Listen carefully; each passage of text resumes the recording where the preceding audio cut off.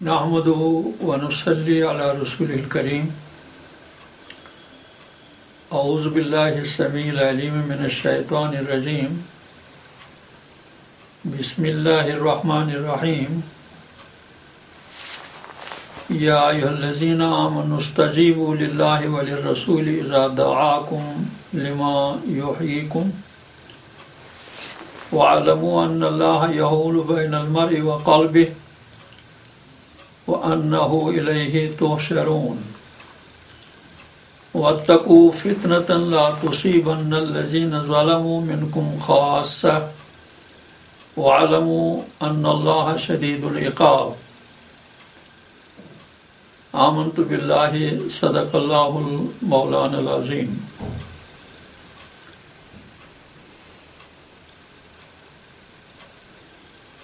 بزرگ حضرات،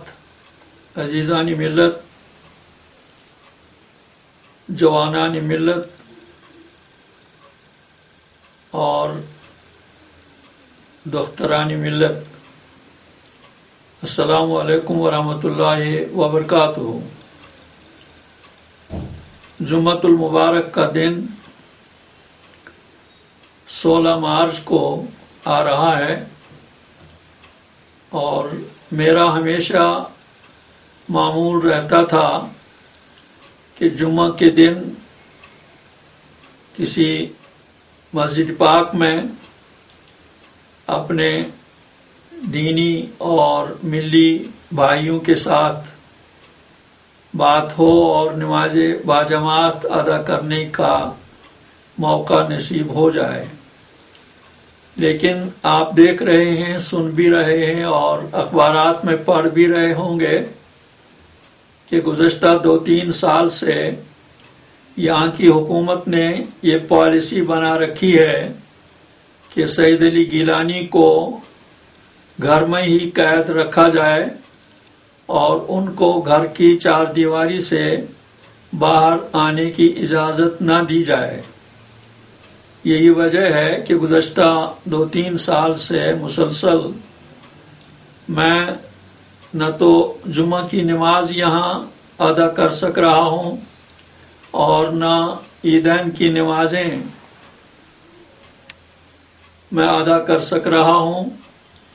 اور نہ کہیں کسی تعزیت کی مجلس میں یا کہیں کسی خوشی کی مجلس میں یا کہیں اپنے احباب، رفقا اور تحریک سے وابستہ لوگوں کے ساتھ ملنے کا موقع مل رہا ہے اور نہ کبھی اپنے عزیزوں اور اقارب سے کوئی واسطہ اور کوئی وابستگی اور کوئی ملاقات رہتی ہے. تو آج میں نے مناسب سمجھا کہ جمعہ کے موقع پہ آپ کو ہوا کے دوش پہ وہ پیغام سناؤں جو آج کے حالات میں بہت ضروری اور بہت ہی نفع بخش ہے اگر ہم سننے کے بعد اس پر عمل کریں اور اس کے مطابق اپنے آپ کو بدلنے کی کوشش کریں. سورہ انفال کی 2 آیتیں، آیت نمبر 24، آیت نمبر 25 میں نے آپ کے سامنے تلاوت کی ہیں. ان آیات میں اللہ تعالیٰ اہل ایمان کو مخاطب بنا رہا ہے. یا ایھا الذین آمنوا استجیبوا للہ وللرسول اذا دعاکم. ایمان کا دعویٰ کرنے والے لوگوں، اپنے آپ کو مسلمان کہنے والے لوگوں، لا الہ الا اللہ محمد رسول اللہ صلی اللہ علیہ وسلم کا کلمہ پڑھنے والے لوگوں اور ایمان لانے والے لوگوں، جب تمہیں اللہ اور اللہ کا رسول پکارے تو تمہیں اس پکار پر لبیک کہہ کر آگے بڑھنا چاہیے اور اس پکار کے مطابق آپ کو اپنی زندگی میں تبدیلی لانی چاہیے اور اپنے میں وہ روح پیدا کرنی چاہیے جو اس پیغام کا حق ادا کرنے کے اہل اور قابل بن سکے. نستجیب للہ ولرسول اذا دعاکم. ایمان کا دعویٰ کرنے والے لوگوں، جب تمہیں اللہ اور اللہ کا رسول پکارے تو تمہیں اس پکار کی طرف بڑھنا چاہیے. لما یحییکم، اس لیے کہ اسی میں تمہارے لیے زندگی ہے، حیات ہے. اس پکار کے بغیر اور اس بلاوے کے بغیر جب بھی تم کسی دوسرے بلاوے کی طرف اور کسی دوسری پکار کی طرف جاؤ گے تو تمہاری دنیا بھی برباد ہو جائے گی اور آخرت کی ابدی زندگی بھی برباد ہو جائے گی. اللہ تعالیٰ کی طرف سے یہ اہل ایمان کو گارنٹی دی جا رہی ہے کہ جب بھی تم اللہ اور اللہ کے رسول کی پکار کی طرف آگے بڑھو گے، اللہ کی پکار قرآن ہے اور رسول اللہ صلی اللہ علیہ وسلم کی پکار ان کا اسوہ حسنہ ہے، ان کا پوری ان کی سیرت اور زندگی ہے، اور ان کا وہ پورا نظام جو انہوں نے دنیا میں اسلامی بنیادوں پر اسلامی تعلیمات کے مطابق قائم کیا اور جس کی نظیر تعصب قیامت دنیا میں پیش نہیں کی جا سکتی ہے، تو اس پکار کی طرف تم آگے بڑھو گے. لما یحییکم، اس لیے کہ اس میں تمہاری زندگی ہے. وَاعْلَمُوا أَنَّ اللَّهَ يَحُولُ بَيْنَ الْمَرْءِ وَقَلْبِهِ، تمہیں اس حقیقت کا اعتراف کرنا چاہیے، اقرار کرنا چاہیے کہ اللہ تعالیٰ ہمارے دلوں اور جسموں کے درمیان موجود ہے. یعنی اللہ تعالیٰ ہمارے بہت قریب ہے، ہم اس کے دور نہیں ہیں، وہ ہمارے دلوں میں ہے اور ہمارے جسموں اور دلوں کے درمیان وہ موجود ہے. اس کی موجودگی کا، اس کے حاضر و ناظر ہونے کا اور اس کے علیم بذات الصدور ہونے کا اور اس کے ہم پر نظر رکھے ہوئے رہنے کا ہمیں یقین ہونا چاہیے. اور اس طرح سب سے پہلی ضرورت اللہ تعالیٰ اور اللہ کے رسول کی پکار کی طرف بڑھنے کی یہ ہے کہ ہم میں ایمان باللہ پختہ اور تازہ ہو. اللہ تعالیٰ کی ذات اقدس پہ ایمان بغیر کسی شرک کے اور بغیر کسی ملاوٹ کے، اور اللہ تعالیٰ کی ذات اور صفات کا پورا ادراک کر کے ہمیں اللہ تعالیٰ کی ذات اقدس پر ایمان ہونا چاہیے، ایمان رکھنا چاہیے، اور اس ایمان کو ہمیشہ تازگی بخشنی چاہیے. اور وہ تازگی ایمان کو صرف اور صرف قرآن کا مسلسل مطالعہ سمجھ کر اور سمجھنے کے بعد عملہ کر اور پھر عملانے کے بعد اس کو دوسروں تک پہنچانے کی ذمہ داری انجام دے کر ہی یہ یقین پختہ کیا جا سکتا ہے. وَاعْلَمُوا أَنَّ اللَّهَ يَحُولُ بَيْنَ الْمَرْءِ وَقَلْبِهِ وَأَنَّهُ إِلَيْهِ تُحْشَرُونَ. اور پھر اس حقیقت کا بھی اعتراف کیا جائے کہ ہمیں آخر کار دنیا چھوڑ کر جانا ہے اور آخرت کی زندگی میں اللہ تعالیٰ کے دربار میں حاضر ہونا ہے اور وہاں اپنی دنیاوی زندگی کے اعمال کا حساب دینا ہوگا. یہ ایک اور زندہ حقیقت ہے. وہ اس آیت میں ہمیں دو بنیادی حقیقتوں کو تسلیم کرنے کی دعوت دی گئی ہے کہ ایمان باللہ اور ایمان بالآخرت، یہ دو بنیادیں ہیں، اور یہ دو بنیادیں جتنی مستحکم اور مضبوط ہوں اتنا ہی ہم اسلامی تعلیمات کے مطابق اپنی زندگی بنانے کی کوشش کریں گے.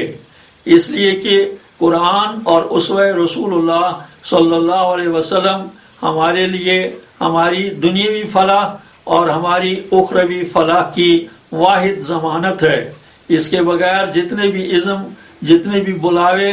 اور جتنی بھی پکاریں اور جتنے بھی سسٹم اور جتنے بھی نظام ہمارے سامنے اب تک آ چکے ہیں یا اب بھی اپنی طرف بلا رہے ہیں، وہ سارے نظام فیل ہو چکے ہیں، ناکام ہو چکے ہیں. دنیا میں امن قائم کرنے کے لیے، دنیا میں انسانیت کو بلاوا،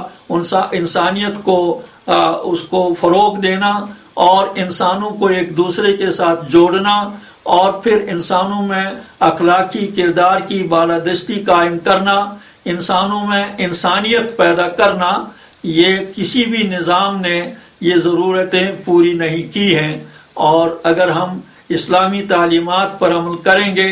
اللہ اور اللہ کے رسول کی تعلیمات پر عمل کریں گے تو آپ دیکھیں گے کہ ایک خوشگوار انسانی سماج پیدا ہو سکتا ہے، تعمیر ہو سکتا ہے، جس میں اخلاق کی بالادستی ہوگی اور جس میں خدا پرستی ہوگی، جس میں آخرت پسندی ہوگی، جس میں انسان دوستی ہوگی اور جس میں دیانت، امانت اور ہم اخلاق کی بالادستی دیکھیں گے۔ اس کے بغیر کوئی بھی ازم اور کوئی بھی سسٹم اور کوئی بھی نظام اور کوئی بھی نظریہ حیات یہ ماحول اور ایسا معاشرہ پیدا نہیں کر سکتا ہے۔ اس لیے اس پہلی آیت میں جو آپ کے سامنے میں نے تلاوت کی 2 آیتیں، ان کی اس پہلی آیت کا یہی تقاضا ہے کہ ہم زیادہ سے زیادہ ایمان باللہ مضبوط بنائیں اور پھر آخرت کی زندگی کا یقین اپنے اندر پیدا کریں، اور دنیا میں رہتے ہوئے ہمیں کسی بھی مرحلے پہ اور زندگی کے کسی بھی کام میں آخرت فراموش نہیں کرنا چاہیے کہ ہمیں آخرکار دنیا سے جانا ہے اور پھر آخرت میں اللہ تعالیٰ کے دربار میں اپنے اعمال کا حساب دینا ہے۔ دوسری آیت جو میں نے تلاوت کی، آج کے حالات میں یہ آیت ہمیں پکار رہی ہے کہ وَاتَّقُوا فِتْنَةً لَا تُصِيبَنَّ الَّذِينَ ظَلَمُوا مِنْكُمْ خَاصَّةً، اس آزمائش سے بچے رہو جس آزمائش میں وہی لوگ مبتلا نہیں ہوں گے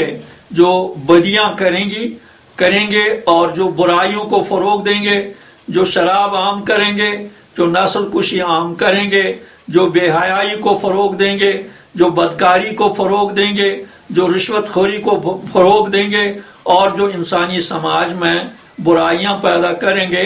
انسان کو ایک دوسرے کے ساتھ لڑائیں گے، کبھی زبان کے نام پہ، کبھی رنگ کے نام پہ، کبھی نسل کے نام پہ، کبھی وطنیت کے نام پہ، کبھی ہیوز اور ہیو ناٹ اس کی بنیاد پہ، اور کبھی ذات پات کی بنیاد پہ۔ ان بنیادوں پر انسانی سماج کو کاٹنے والے، انسانی سماج کو منتشر کرنے والے، انسانی سماج کو بدیوں اور برائیوں کے سیلاب میں دھکیلنے والے وہ لوگ جو ہیں وہ آج کے سماج میں بھی آپ دیکھ سکتے ہیں، اور پچھلے ادوار میں بھی ایسا سماج دیکھا جا چکا ہے کہ جہاں بدیوں کو فروغ ملا اور جہاں انسانی کردار کو پامال کیا گیا، جہاں عزتیں اور عصمتیں لوٹی گئیں، اور جہاں انسان کا خون سب سے زیادہ ارزاں اور سستا بنایا گیا، برابر آج بھی وہی ماحول ہے۔ جموں کشمیر کے اس متنازع خطے میں آپ دیکھ رہے ہیں کہ آج سے 40 سال 50 سال پہلے جو ہمارا معاشرہ تھا، اس معاشرے میں بہت زیادہ برائیاں تھیں، نیکیاں تھیں، بہت زیادہ شرافت تھی، دیانت تھی، امانت داری تھی، اور بہت زیادہ سادگی تھی، اور بہت زیادہ خاندانوں کا نظام قائم تھا۔ لیکن آج آپ دیکھ رہے ہیں کہ آج کے حالات کیسے ہیں۔ آج کے حالات میں ہم دیکھ رہے ہیں کہ یہاں شراب عام کی جا رہی ہے اور کوئی اس کو روکنے والا نہیں۔ ابھی آپ نے کل ہی سنا ہوگا کہ یہاں جو بھارت کی پپٹ گورنمنٹ ہے، کٹ پتلی سرکار ہے، اس سرکار کے وزیر خزانہ نے اعلان کیا، دن دہاڑے اور بڑی ڈٹائی کے ساتھ اعلان کیا کہ ہم شراب پر پابندی نہیں لگا سکتے۔ گویا وہ اپنا ٹیکس حاصل کرنے کے لیے یہاں کے لوگوں کے اخلاق کے ساتھ، کردار کے ساتھ کھلواڑ کر رہا ہے، اور یہ نہیں دیکھ رہا کہ جموں کشمیر میں عوام کی غالب اکثریت شراب کو حرام سمجھتی ہے اللہ کے حکم کے مطابق، اور جہاں تک ہمارے غیر مسلم بھائیوں کا تعلق ہے، ان کے یہاں بھی کسی بھی مذہب نے شراب کی اجازت نہیں دی ہے، اور شراب کو انسانی سماج کے لیے کوئی حصہ یا انسانی سماج کے لیے کوئی پسندیدہ چیز قرار نہیں دیا ہے۔ لیکن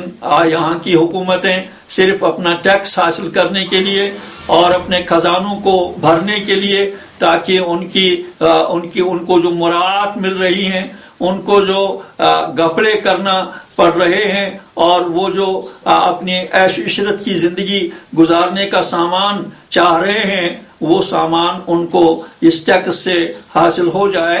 اور اس ٹیکس کے نتیجے میں شراب عام کرنے کے نتیجے میں کتنی برائیاں پھیل رہی ہیں، سماج کتنا ناسور زدہ ہو جاتا ہے، کس طرح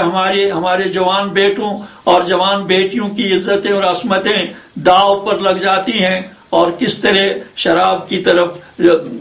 کی طرف ہمارے لوگ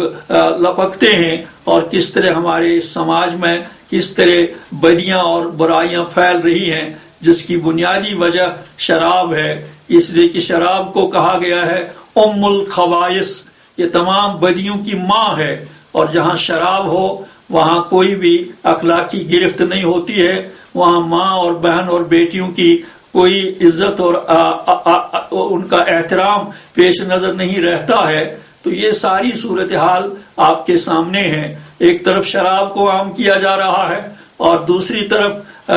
کو ایجوکیشن سسٹم ہے جہاں جوان لڑکے اور جوان لڑکیوں کو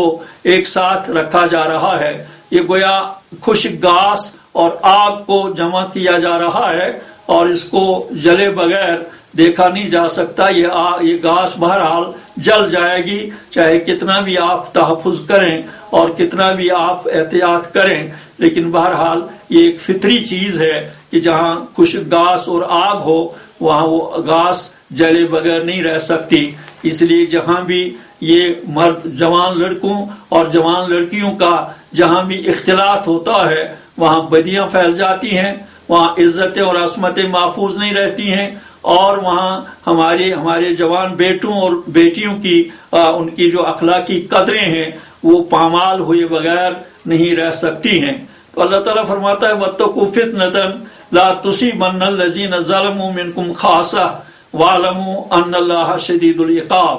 اب جب یہ برائیاں پھیل رہی ہیں، ایک طرف تو اس کی ذمہ دار یہاں کی حکومت ہے، اور یہاں جو ہم آکیپیشن میں ہیں، بھارت کے فوجی قبضے میں ہیں، وہ بھارت کا فوجی تسلط یہاں ان برائیوں کو فروغ دے رہا ہے، اور پھر ہمارے معاشرے میں جو کمزوریاں پیدا ہو گئی ہیں، ہم اسلام سے رہنمائی حاصل نہیں کرتے،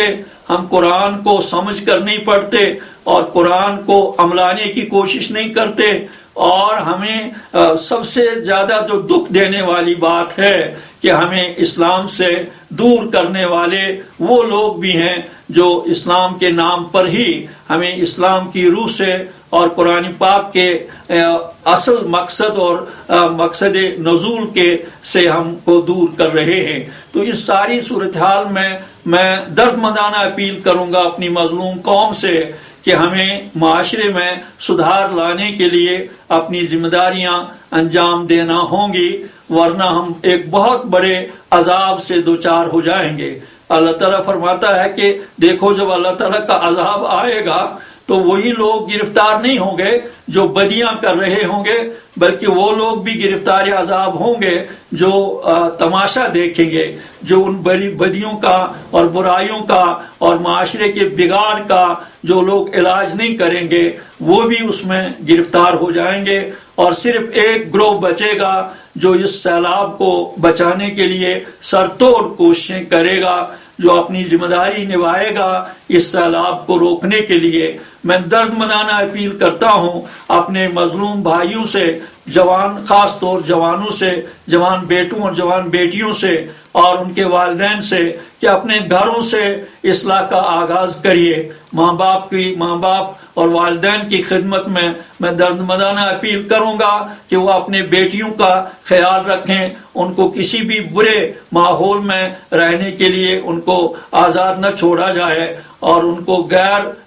محرم لوگ جو ہیں ان کے ساتھ اٹھنے بیٹھنے سے ان کو روکا جائے۔ ہر ایک قوم کے پاس جو سب سے بڑی دولت ہوتی ہے وہ ان کی اخلاقی برتری ہے۔ میں بغیر کسی شک و شبہ کے اپنی مظلوم قوم سے عرض کروں گا کہ ہماری برتری اور ہماری شناخت ہماری فلک بوس بلڈنگوں سے نہیں ہوگی، ہمارے عیش عشرت کے سامان سے نہیں ہوگی، اور ہمارے باغ و راغ سے نہیں ہوگی، اور ہمارے بڑے بڑے مناسب پر فائز ہونے سے نہیں ہوگی، اور اصل جو ہماری شناخت ہے، اصل جو ہماری برتری ہونی چاہیے وہ اخلاقی برتری ہونی چاہیے۔ ہم میں اسلامی کردار ہونا چاہیے، ہم میں دیانت ہونی چاہیے، امانت داری ہونی چاہیے، شرم و حیا ہونا چاہیے، اور ہمیں اپنی عزت اور عصمت کی حفاظت کرنے کی ذمہ داری انجام دینے کی صلاحیت اور جذبہ ہونا چاہیے۔ یہی اخلاقی برتری ہمارے لیے، ہمارے پاس سرمایہ ہے، اور اسی سرمایہ کی بنیاد پہ ہم غلامی کی زنجیریں کاٹ سکتے ہیں۔ بھارت کی کوشش یہاں یہ ہے کہ وہ یہاں اپنی مشرکانہ تہذیب ہم پر مسلط کرے۔ ایک طرف ان کی فوجیں ہیں جو ہمارا سب کچھ چھین رہی ہیں، زمینی چھین رہے ہیں، جنگلات صاف کر رہے ہیں، ہمارے آبی وسائل پر کنٹرول کر رہے ہیں، ہمارے مدرسوں، کالجوں اور یونیورسٹیوں پر ان کی گرفت ہے۔ وہاں وہی چیزیں، وہی پروگرام انجام دیے جاتے ہیں جو بھارت کی منشا کے مطابق ہوتے ہیں، اور ان میں فوج ان پروگراموں میں ان کی ترغیب دیتے ہیں، اور جو بھی ہماری یونیورسٹیوں میں، کالجوں اور تعلیمی اداروں میں جو لوگ ان کے سربراہ بنائے گئے ہیں، ان پر دباؤ ہوتا ہے کہ وہی پروگرام اور وہی چیزیں وہاں کریں جو بہرحال بھارت کی تہذیب کو یہاں عام کرنے میں مددگار بنے، اور جو مشرکانہ تہذیب یہاں مسلط کرنے کے لیے مددگار بنے، بے حیائی کو عام کریں، بے شرمی اور عریانی اور بے پردگی کو عام کریں۔ یہ بہرحال وہ منصوبہ ہے جس منصوبے پہ بھارت یہاں رنگ بر رہا ہے، اور رنگ برنے میں وہی ہماری قوم کے ہی ہاتھ استعمال ہو رہے ہیں، اور اس میں فوج کا بہت زیادہ عمل دخل ہے، اور پولیس بھی یہاں کی بہرحال وہی کچھ کر رہی ہے جو فوج چاہتی ہے، چونکہ ان پر بھی فوج کا دباؤ ہے اور ان پر بھی بھارتی حکومت کا دباؤ ہے، وہ اس دائرے سے باہر نہیں جا سکتے۔ اس لیے آپ دیکھتے ہیں کہ پولیس کا بھی یہاں رویہ انتہائی ناپسندیدہ ہے، ورنہ آپ دیکھ لیجئے کہ ہمیں گھر میں قید کرنے کا کوئی جواز نہیں ہے، ہمارے جوانوں کو جیلوں میں بھرنے کا کوئی جواز نہیں ہے، ہمارے ٹین ایجرز کو پبلک سیفٹی ایکٹ کے تحت یا محض اپنے دفاع کے لیے کہیں پتھر اٹھانے پر کتنی سزائیں ان کو دی جا رہی ہے، اور کتنے کیسز میں ان کو ملوث کیا جا رہا ہے، اور کس طرح ان کو مقدمات میں پھنسایا جا رہا ہے، عدالتوں کا طواف کرنا پڑتا ہے، ان کو وکالت کے خرچے برداشت کرنا پڑ رہے ہیں۔ بعض ایسے گھر ہیں جن کو وہ اخراجات برداشت کرنے کی مالی صلاحیت نہیں ہے، تو اس طرح ہمارے معاشرے میں وہ کس طرح مشکلات پیدا کر رہے ہیں۔ تو یہ ہماری پولیس ہے، جس پولیس میں اپنی مظلوم قوم کا کوئی درد نہیں ہے، وہ وہی کچھ کر رہے ہیں جس سے یہاں کی فوج خوش ہو جائے ان سے، اور یہاں کے پپٹ حکمران ان سے خوش ہو جائیں، اور سب سے زیادہ دلی کی سرکار ان سے خوش ہو جائے۔